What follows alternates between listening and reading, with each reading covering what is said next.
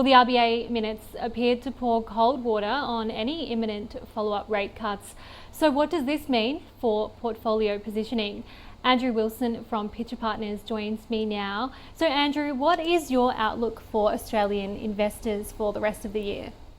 So we're expecting moderate growth. We're expecting unemployment to stay at relatively low levels around that 4% mark. We're expecting inflation to continue to track along in a tolerable band for the RBA, which we think that will be good for corporate earnings, potentially good for consumer spending, and ultimately a good environment for investors to be investing in. So if the RBA continues cutting rates, what impact would this have on fixed interest allocations in portfolios?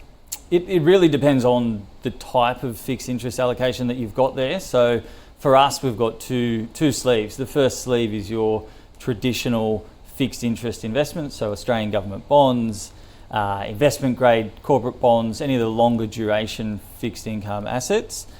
Those types of investments, if we've got interest rates coming down all the way through the yield curve, then you'd expect bond prices to be rising, which is going to be good for investors in that area.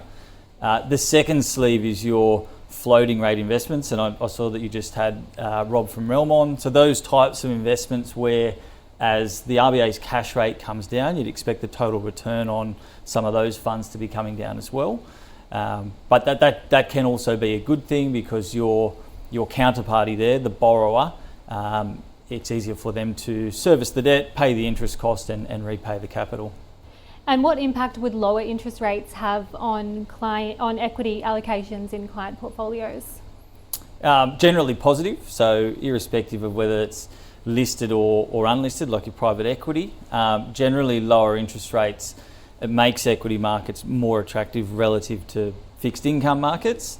It also means discount rates are potentially coming down, so pushing up your fair value estimates of listed companies, as well as the obvious. So lower interest rates is lower borrowing costs, potentially means consumers are spending more. So in general, good for equity markets. And where are you investing new money at the moment? Overall, so at a high level, we're overweight fixed income markets. We still think, your traditional bonds, like your government bonds and investment grade bonds, the yield to maturity, which is a good predictor of future returns, is still that's at higher levels. If we're looking back over the last 10 years or so, we think now is a good time to be allocating there, as well as to floating rate fixed income assets like your private credit and some subordinated notes. And then in equity markets, look, there's pockets of value and pockets of overvalue. So something that stands out to us would be your small and mid cap international equities, which is at, I think it's the discount there between your MSCI World is at 15-year lows. So depending on your risk tolerance, potentially an opportunity in that space. And so what are you cautious about? Valuations. I think the flip side of what I just said is, in the Australian market, it's trading at around 18 times PE, price to earnings, versus a long run average, which is more like your 14 to 15 times. And same in the US, your Mag 7's at kind of 24 times, versus the rest of the S&P 500 at around 18 times. So with those full to overvalued parts of the market, if earnings disappoint, then that's going to lead to disappointment for equity investors. And how are you currently managing currency risk in portfolios? So our starting point is always to be unhedged, particularly with the US equities. We want to take that US dollar exposure, primarily because the Aussie dollar is a risk-off currency versus the US dollar, which is considered to be a safe haven, so the spot where money flows during downturns. So it can provide a bit of a buffer to your US equity exposure. But in saying that, we're also mindful of the fact that the US dollar at the moment is around 62, 63 cents, and its economic consensus is forecasting that to go up to around the 69, 70 cent mark. So we're implementing partial currency hedges just to protect our clients if that gap between the current level and the forecast level begins to close. So tell us about what's happening in the market hybrids and where you would be looking to reallocate investor capital. Yeah, absolutely. So there's been a bit of talk about this. The hybrid market is being wound up. APRA has announced that it's going to be closed. Hybrids, of course, are just securities that sit in between debt and equity and traditionally issued by financial institutions like your banks and insurance companies.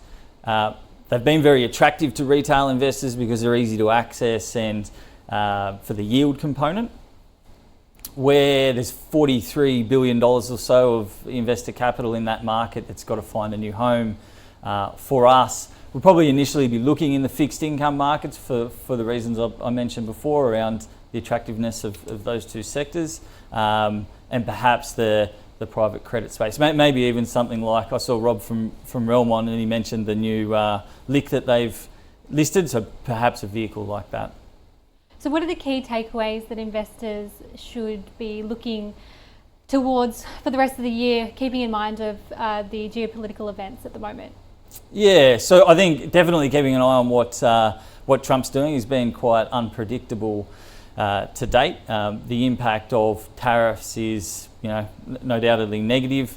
But I think if we take a step back from that, we really encourage investors to consider what's the purpose of the money that they're investing, what's their risk tolerance, and what's the tax consequences of the entity that they're investing within. Those three things combined should really be giving people guidance to what allocations they're taking and what exposures they're adding to their portfolio.